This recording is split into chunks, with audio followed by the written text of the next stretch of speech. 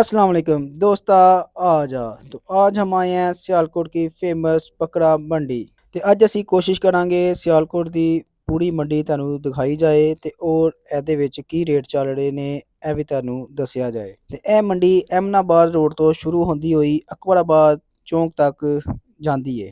ਸ਼ੁਰੂ ਵਿੱਚ ਦੋਨੋਂ ਸਾਈਡਾਂ ਤੇ ਤੁਹਾਨੂੰ ਬੱਕਰੇ ਜ਼ਿਆਦਾ ਨਜ਼ਰ ਆਣਗੇ। ਇਹ ਚਾਚਾ ਬੱਕਰੀਆਂ ਦਾ ਤੇ ਵਹਿਰਿਆਂ ਦਾ ਕਿੰਨਾ ਸੋਹਣਾ ਸਮਾਨ ਲੈ ਕੇ ਬੈਠਾ ਦਾ ਵੇ। ਉਹ ਯਾਰ ਇਹ ਦੇਖੋ ਕਿੰਨੇ ਸੋਹਣੇ ਵਹਿਰੇ ਲੱਗਦੇ ਪਏ ਨੇ।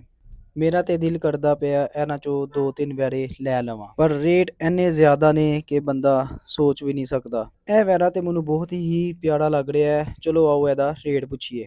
ਆ ਗਿਆ ਕਿੰਨੇ ਰਾਜੀ 7 ਲੱਖ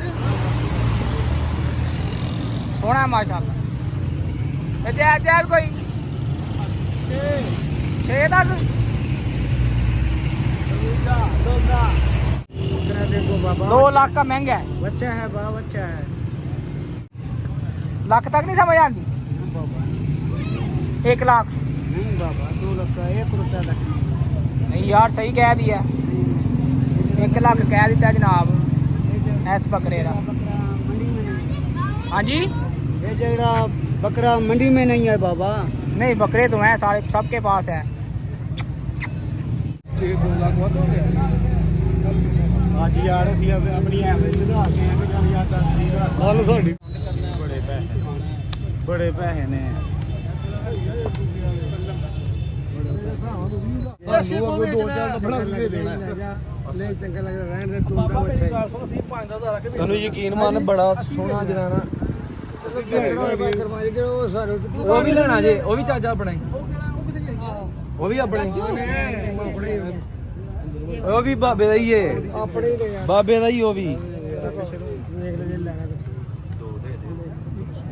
ਆਖਿਆ ਮੈਂ ਕਿਹਾ ਨਾ ਤੁਹਾਨੂੰ ਆਹ 5 ਚਾਚਾ ਆਪਣਾ ਜੇ ਦੁਬਾਰਾ ਬੋਲ ਕਰਾਂਗੇ ਤਾਂ ਸਾਡੇ ਚੱਲ 10000 ਉੱਤੇ ਲੈ ਲਈ ਹੋਰ ਤੇ ਜੇ ਪਹਿਲੇ ਬੋਲ ਰੱਖੇ ਫਿਰ ਸਮਾਂ ਦੇ 5-10 ਯਕੀਨ ਮੰਨ ਸੋਹਣੇ ਪੈਸੇ ਕਹਿ ਤੈਨੂੰ ਉਹਨਾਂ ਅਦਰ ਵੇ 5-10 ਸੋਹਣੇ ਪੈਸੇ ਨੇ ਇਹ ਮੇਰੇ ਪਰੇ ਤੁਹਾਨੂੰ ਰੋਟੀ ਲੱਭੇਗੀ ਯਾਰ ਜੋ ਨਹੀਂ ਲੱਭੇਗੀ ਕੋਈ ਨਹੀਂ ਸਾਰੇ 5-10 ਚਲੋ ਠੀਕ ਹੈ ਬਿਹਤਰੀਨ ਪੈਸੇ ਨੇ ਯਾਰ ਚਾਚਾ ਬੜਾ ਪੈਸੇ ਕੱਢ ਪਾ ਸਵੇਰੇ ਹੁਣ ਮਵਾ ਨਹੀਂ ਝਾੜਦਾ ਦੇ ਭਰਾ ਕਵਾ ਇਰਫਾਨ ਨੂੰ ਦੇ ਤੇ ਚਾਚਾ ਪਤਾ ਤੇ ਲਕੀਰ ਕਿਆ ਪੁੱਤਰ ਤਿੰਨ ਪੰਜੀ ਕਢਾਉਣਾ ਨਹੀਂ ਮੈਂ ਆਖਿਆ 3-5 ਪਹਿਲਾਂ ਬੋਲੇ ਤੇ ਜੇ ਦੁਬਾਰਾ ਬੋਲੇ ਸਾਡੇ ਕਢਾਉਣਾ ਬਾਰ-ਬਾਰ ਇੱਕ ਹੀ ਗੱਲ ਬਸ। 3 ਵੀ ਲੈਣੀ ਤੂੰ ਬਕਾਲੀ ਕਰਾ ਮੈਂ 3-5 ਵਾਲਾ ਮੁੱਲ ਘਟਾ ਦੇਣਾ ਨਾ ਫਿਰ ਨਹੀਂ ਓਏ ਇਹਦੀ ਗੱਲ ਸੁਣ ਤੁਸੀਂ ਕਿੰਨੇ ਪੈਸੇ ਗਏ ਨੇ ਭਾਈ 2.5 ਲੱਖ ਹੈ ਨਹੀਂ 2 60,000 ਦੇ ਦੇਣਾ ਦੂਆਂ ਦਾ 5 ਲੱਖ 20 ਹਜ਼ਾਰ ਤੇ ਬਾਕੀ ਕਦ ਦੇ ਗਈ ਰੋਲ ਦੇਣ ਬਾਕੀ ਤੂੰ ਵੇਚ ਬਾਕੀ ਉਹਦੀ ਤਾਂ ਦੇ ਤੇ ਦੂਸਰੇ ਦੇ ਲਾਈ ਫਲ ਵੀ ਲਾਈ ਮੂੰਹ ਵੀ ਲਾਈ ਪਾਵੇ ਵੀ ਲਾਈ ਭਾਵਾ ਪੁੱਛਰੇ 15 ਭਾਵਾ ਇਹ ਕੌਣ ਹੈ? ਸਲਾਹ ਕਰ ਲੈ ਚਾਚਾ ਅਰਫਾਨ ਨਾ ਪੁੱਛ ਲੈ ਤੂੰ ਗੱਲਬਾਤ ਕਰ ਲੈ